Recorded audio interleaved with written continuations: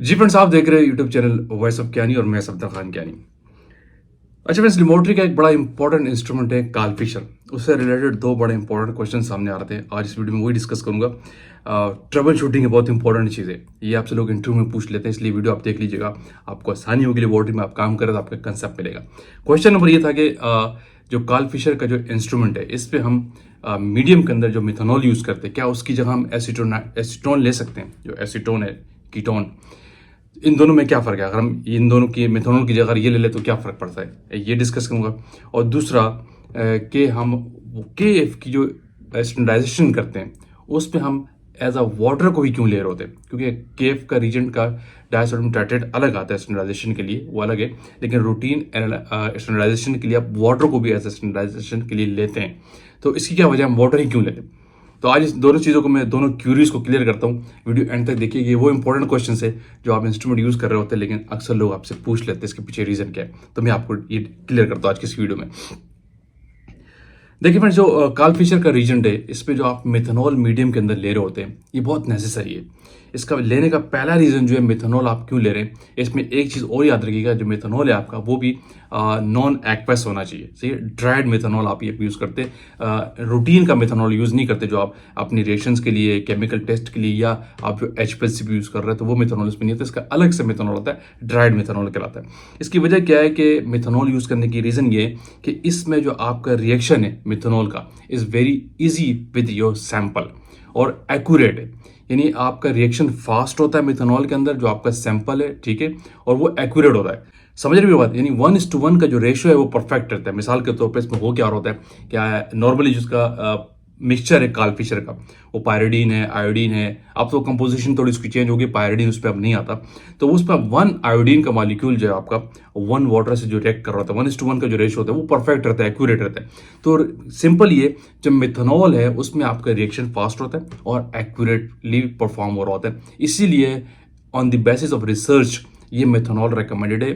Acetone आप नहीं लेते, सही है। एसीटोन में वो डिजोल्व का फिनोमेना भी आपका नहीं होगा।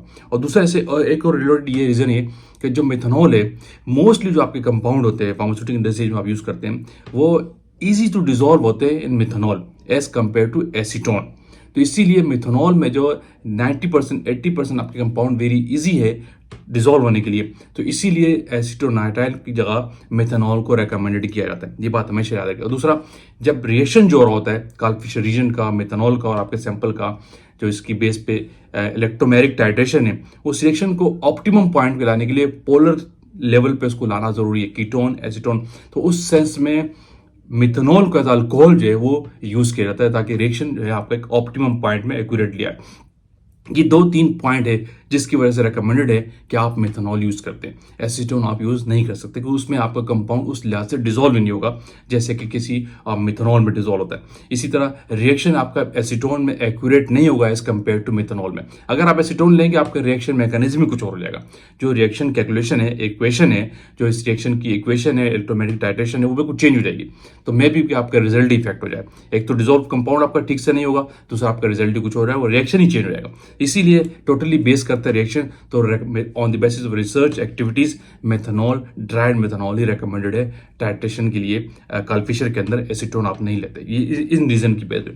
अच्छा, दूसरा बड़ा इंपॉर्टेंट क्वेश्चन था कि हम वाटर ही को क्यों स्टैंडर्डाइजेशन के लिए यूज करते हैं। तो इसका वेरी सिंपल आंसर ये रीजन है कि वाटर जो है इटसेल्फ कंज्यूम होता है एज अ सैंपल के तौर पर। इसका रीजन क्या, because water itself consume as a titration reaction. जो टाइट्रेशन का जो आपका रिएक्शन हो रहा है काल फिशर रीजन का, पायरिडीन का, सल्फर डाइऑक्साइड का, अब पायरिडीन की कंपोजिशन ज़रा चेंज हो गई है, और आपका मिथेनॉल का और आपका जो कंपाउंड है उसमें जो रिएक्शन टाइट्रेशन रिएक्शन है वो इटसेल्फ, उसमें वाटर जो है एज अ सैंपल कंज्यूम होता है। हम वाटर ही के मेन कॉन्स्टिट्यूएंट मालूम कर रहे होते हैं काल फिशर के थ्रू। तो इसीलिए समटाइम्स वाटर को भी आप एज अ स्टैंडर्डाइजेशन के लिए कुछ ड्रॉप्स डाल के यूज करते हैं। आप देखते होंगे जो सर्विस इंजीनियर आपके पास आता है आउटसोर्स से, जो वो काल फिशर की स्टैंडर्डाइजेशन और सैंपल लगाते हैं, तो वो वाटर को ही ले रहा होता है। वाटर को एज अ स्टैंडर्डाइजेशन के लिए देख रहा होता है कि 100% रिजल्ट आता है, यानी तो वाटर इज अ परफेक्ट चीज। तो इसीलिए बिकॉज کہ टाइट्रेशन रिएक्शन में आपका वाटर इटसेल्फ कंज्यूम हो रहा होता है जब भी हम इस स्टैंडर्डाइजेशन के लिए वाटर को यूज़ करते हैं। तो ये फ्रेंड्स वो 2 क्वेश्चन थे इंपॉर्टेंट, तो मैंने एक शॉर्ट सी आपको वीडियो बता दूं। लोग बार बार पूछ रहे थे इसका, और आपसे कोई इंटरव्यू पूछ लेता है, इंटरव्यू के वाले से बड़े इंपॉर्टेंट क्वेश्चन होते हैं। तो कि क्या वजह थी कि हम काल्फिशन के अंदर मिथेनॉल यूज़ करते हैं, एसीटोन क्यों नहीं, और क्या वजह है कि हम वाटर को स्टैंडर्डाइजेशन के लिए यूज़ करते हैं, कोई और क्यों नहीं। हालांकि उसका रीजन एक अपनी जगह पे है, उससे भी आप स्टैंडर्डाइजेशन करते हैं। आई होप कि आपको कंसेप्ट मिला होगा। तो वीडियो का आप एंड करते हैं, और अगेन कहूँगा जो लोग चैनल पे न्यू हैं वो लाजमी सब्सक्राइब कीजिए, वीडियो को लाइक कीजिए, शेयर कीजिए, ताकि ऐसी टेक्निकल वीडियोस आप तक पहुंचती है। Thank you for watching. अल्लाह हाफिज़।